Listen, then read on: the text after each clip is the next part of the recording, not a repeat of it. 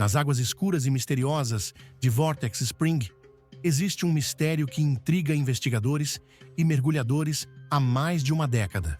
É um mundo escondido sob a superfície, onde um mergulhador ousado se aventurou no desconhecido e nunca mais regressou. Um mundo onde não restam pistas ou vestígios para explicar o seu destino. Esta é a história que tem deixado perplexos e cativados não só os mergulhadores, mas o público em geral há mais de 10 anos. Esta é a história de Ben McDaniel, o homem que desapareceu. Mas antes, quem foi Ben McDaniel? Nasceu a 15 de abril de 1980, em Shelby, filho de Pat McDaniel. Foi o primeiro filho do casal que gozava de uma riqueza substancial e vivia em Memphis, Tennessee. O Ben era o mais velho de 4 irmãos. Os seus irmãos eram Paul, Tim e Brad. E com Paul, Ben partilhava um laço especialmente forte. A sua paixão pelo mergulho começou aos 15 anos, e não só obteve certificações para mergulho em águas abertas, como também estava a trabalhar para se tornar mergulhador de grutas. Ben era também um entusiasta da escalada, e ele e o seu irmão mais novo, Paul, gostavam do desporto. Entretanto, no final dos anos 2000, Ben estava a passar por um período difícil na sua vida. A tragédia começou quando perdeu o irmão Paul, que tinha apenas 22 anos. Paul foi o seu parceiro frequente de escalada durante a sua infância. Apesar da diferença de idades, a dupla era muito próxima e visitavam-se regularmente para passar tempo juntos. Tragicamente, foi Ben quem encontrou Paul inconsciente em sua casa. Apesar dos esforços dela para o acordar, foi em vão, e quando os paramédicos chegaram, Paul foi declarado morto no local devido a um acidente vascular cerebral. Os pais de Ben criaram uma fundação para ajudar pessoas com condições semelhantes, e Ben envolveu-se ativamente na iniciativa. Ainda mais tragicamente, no entanto, foi revelado que a família tinha escondido a verdade sobre como o seu filho morreu. Embora tenha sido declarado que Paul morreu de acidente vascular cerebral, o que realmente causou a sua morte foi o envenenamento por benzodiazepinas e opiáceos. O envenenamento foi confirmado pelo médico legista na sua autópsia, onde se descobriu que Paul tinha consumido Adderall e Xanax, bem como opiáceos que não lhe tinham sido prescritos. Enquanto Ben chorava a morte do irmão, o infortúnio voltou a apoderar-se dele e enfrentou um divórcio difícil. Além disso, a crise econômica do final dos anos 2000 impactou o seu negócio de construção, fazendo com que acumulasse uma dívida de $50 mil com o IRS e obrigando-o a voltar a viver com os seus pais.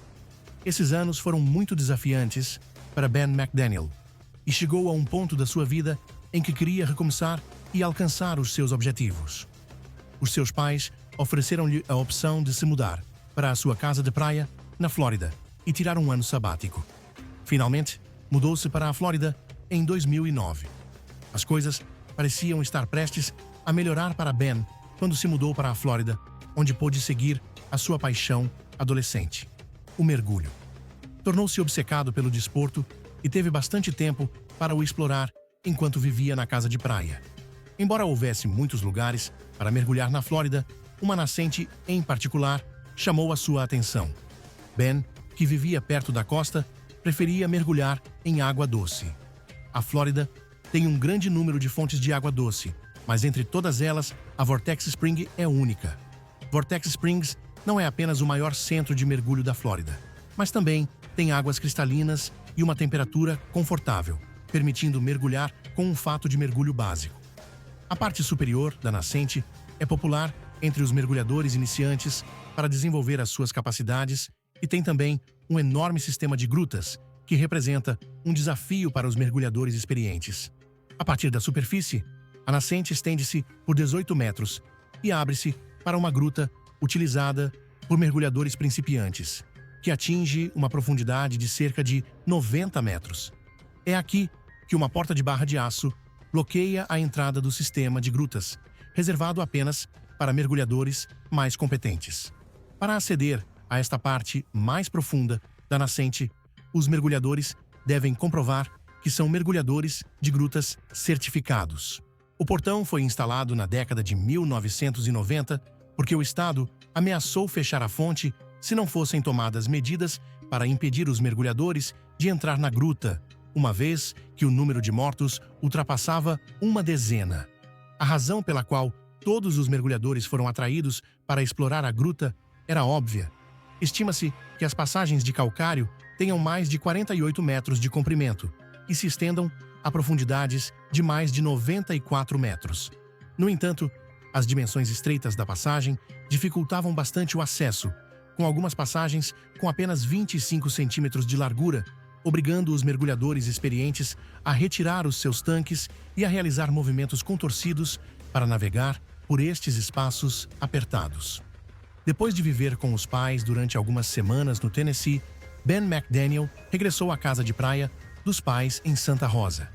No dia 18 de agosto, os funcionários da loja de mergulho Vortex Spring já estavam bastante familiarizados com Ben, assim como outros mergulhadores que visitavam a fonte com frequência. O seu caminhão era uma visão comum no estacionamento. Durante este período, Ben também conheceu uma nova namorada, Emily Greer, que partilhava o seu amor pelo oceano, embora não tivesse a certificação adequada. Ben era um frequentador assíduo do Vortex Spring e tinha explorado a gruta em diversas ocasiões, muitas vezes sem pagar o sinal ou assinar o diário de bordo, alegando ter atingido profundidades de 90 metros. Desenhou também mapas da gruta e expressou o seu desejo de encontrar uma nova passagem que acreditava existir para além de uma restrição estreita. Mergulhos não autorizados e aventuras escondidas na gruta proibida preparam o cenário para uma tragédia iminente. Por volta do meio-dia, Ben foi até Vortex Spring, marcando o seu primeiro mergulho do dia. Durante o mergulho, os seus companheiros de mergulho repararam que ele observava atentamente o portal de entrada da gruta, e o seu estudo intensivo da porta sugeria que estava numa fase de planeamento, como se estivesse a formular um curso de ação específico. Ben foi visto a sair da água e, após emergir, foi reabastecer os seus tanques na loja de mergulho Vortex Spring. Passou o resto da tarde a verificar o seu equipamento e a tomar notas no que pareciam ser os seus diários de mergulho. Todas estas atividades foram captadas pelas câmaras de segurança instaladas na loja de mergulho. Naquela noite, estava bastante quente e o Ben parecia estar a preparar-se para outro mergulho. Os mergulhadores certificados que desejassem aventurar-se e navegar na gruta precisavam de permissão dos funcionários da loja de mergulho. Os funcionários sabiam que Ben não tinha certificação nem licença, mas durante algum tempo suspeitaram fortemente que ele estava a entrar na gruta de forma pouco ética, forçando a porta. Na noite de 18 de agosto, um dos funcionários da loja decidiu nadar com Ben e abrir-lhe a porta. Ambos passaram pela infame placa do ceifador, que tinha a palavra STOP escrita em letras grandes. Era a placa mais conhecida no mundo do mergulho, com estatísticas sobre o número de mergulhadores que perderam a vida na gruta, logo abaixo da palavra STOP.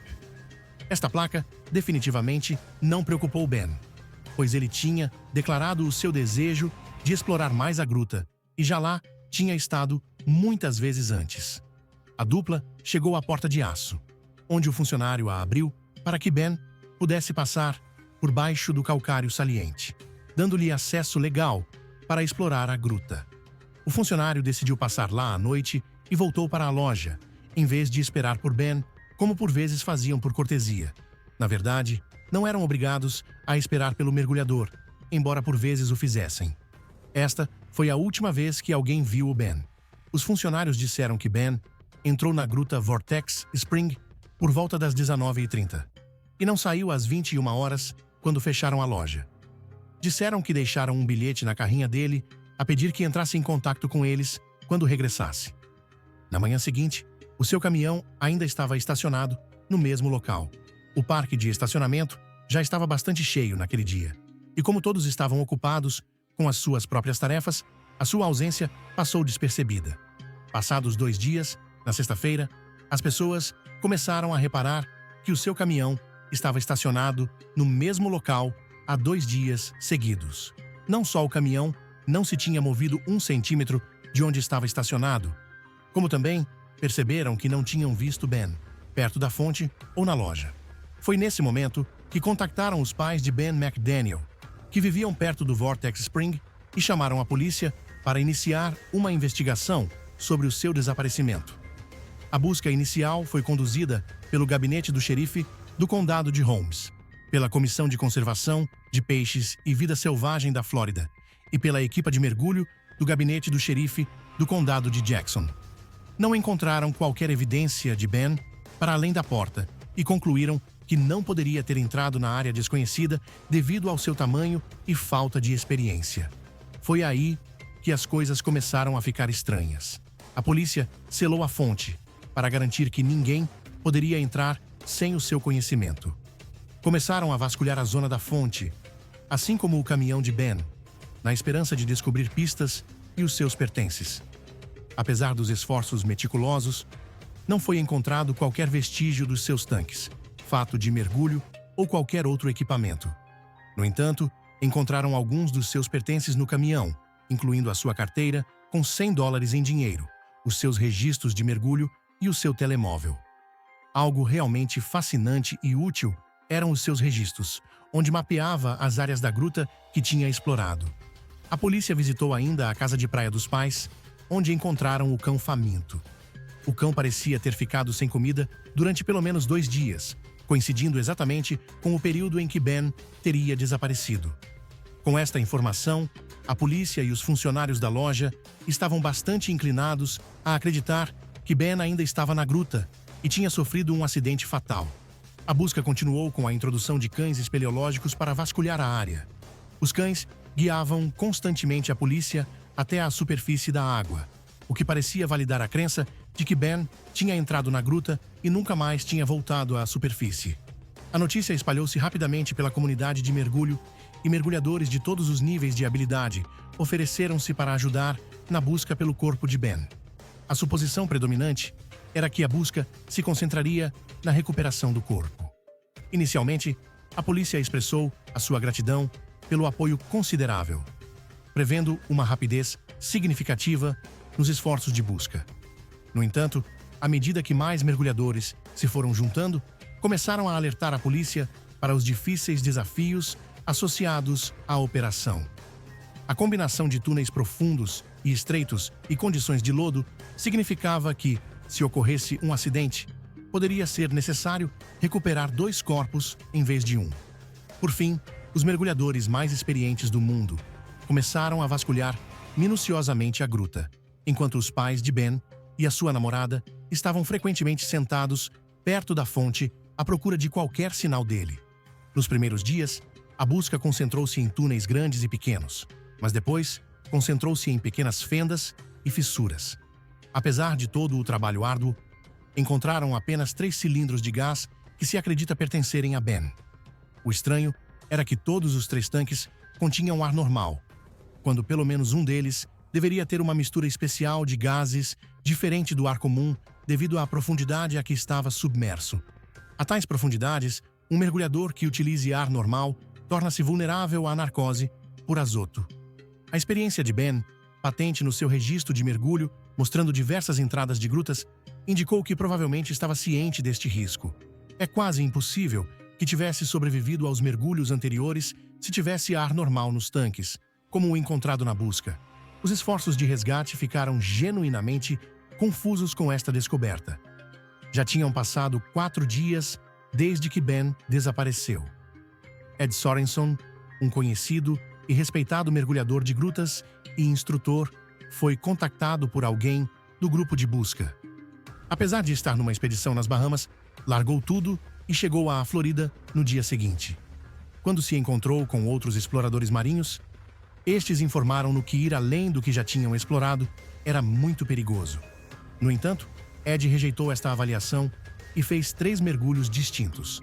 Sorenson explorou 518 metros da gruta, excedendo a distância mapeada por Ben em pelo menos 60 metros. Utilizava um veículo de propulsão de mergulho para viajar mais rápido e tanques mais pequenos para navegar em espaços apertados. Apesar dos seus esforços meticulosos, não descobriu nada. Nenhum corpo, nenhum equipamento, nem sequer sinais de atividade de peixes que pudessem estar a alimentar-se de algo em decomposição na gruta. Cada pista conduzia a um beco sem saída. Os pais de Ben estavam cada vez mais desesperados, tentando de tudo para obter respostas. Primeiro, contrataram um homem que originalmente mapeou a gruta, mas, depois de 7 mergulhos, só conseguiu pedir desculpa por não ter encontrado nada. Deram então um depósito de $50.000 para cobrir o custo de um veículo subaquático operado remotamente. Mas, infelizmente, este veículo não podia ir além do que os mergulhadores humanos já tinham explorado. Com o tempo, a procura começou a parecer menos promissora. 16 mergulhadores passaram 36 dias à procura, mas perceberam que as hipóteses de encontrar Ben na gruta estavam a diminuir. Os pais acreditavam agora firmemente que, se Ben não estivesse na gruta, era provavelmente vítima de crime. Entretanto, contrataram um investigador privado para investigar a loja de mergulho e os seus funcionários. Este investigador descobriu que vários funcionários tinham antecedentes criminais e que o proprietário enfrentava acusações criminais graves na altura. Surgiram teorias, como a de que o corpo de Ben poderia ter sido removido antes do início das buscas, talvez por se ter afogado, e outros mergulhadores temiam que a fonte pudesse enfrentar consequências legais que poderiam levar à proibição. Outra teoria sugere que Ben pode ter sido levado por uma das saídas da fonte. No entanto, quando a polícia fez novas buscas nos pântanos ligados às saídas, não encontrou qualquer vestígio do mesmo. Outra teoria sugere que Ben pode ter fingido o seu próprio desaparecimento. Foi referido que o estresse dos últimos anos pode tê-lo levado a procurar um novo começo longe da sua antiga vida. No entanto, esta teoria parecia pouco plausível, pois estava feliz com a sua nova namorada e estava melhor após a morte do seu irmão. Chegou mesmo a discutir os seus planos para um negócio relacionado com o mergulho e deixou uma carta sincera aos pais quando foi para a casa de praia, expressando gratidão pelo apoio e prometendo cuidar deles na velhice. Ele sabia do impacto que a morte do irmão teve nos seus pais, por isso não fazia sentido desaparecer e deixá-los a chorar. Todas estas teorias levaram a um beco sem saída, pois faltavam provas sólidas que comprovassem a sua validade. Antes de a busca ser encerrada, Jill Heiner investigou o desaparecimento de Ben com a intenção de criar uma curta-metragem para encerrar o caso para os seus pais. No entanto, depois de investigar os detalhes e explorar ela própria a gruta, a sua opinião mudou. A curta-metragem foi transformada num documentário de longa-metragem, e Jill está agora firmemente convencida de que Ben está a algures dentro da gruta. Antes deste documentário, ela pensava que Ben não estava lá, mas agora acredita que o mistério do destino de Ben McDaniel continua por resolver. O que aconteceu naquele mergulho infeliz que o fez desaparecer sem deixar rastro? As reverberações de perguntas sem resposta assombram as mentes daqueles que procuram a verdade. A história de Ben ainda está envolta em mistério. Apesar das várias tentativas e recompensas, o seu corpo nunca foi encontrado, mas será sempre recordado.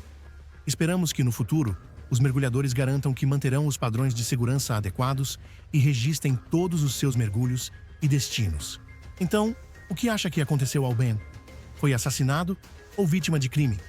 Desapareceu por vontade própria ou ficou preso na caverna Vortex Spring para sempre? Espero que um dia este mistério seja resolvido e esta história tenha o desfecho que tanto merece. Se gostou deste vídeo, deixe o seu like e subscreva para receber mais conteúdo como este. Como sempre, obrigado por assistir.